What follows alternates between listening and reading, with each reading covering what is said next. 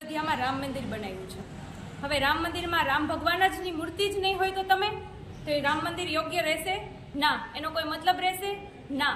તો હું એ જ સવાલ પૂછું છું તમને બીજો પણ કે શું કાયમી શિક્ષક નહીં હોય તો શાળાઓ સંપૂર્ણ છે કે અપૂર્ણ છે? આનો જવાબ આપશે સરકાર।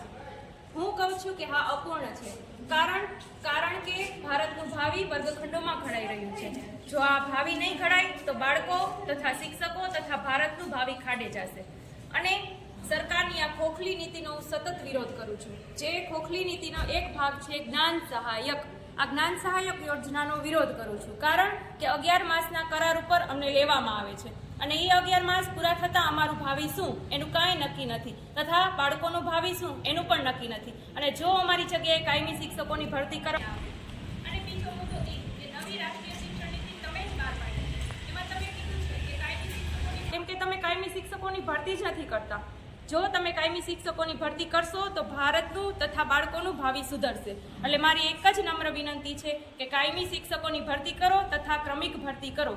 જે ધ્યાનમાં લેવા સરકારને નમ્ર વિનંતી છે।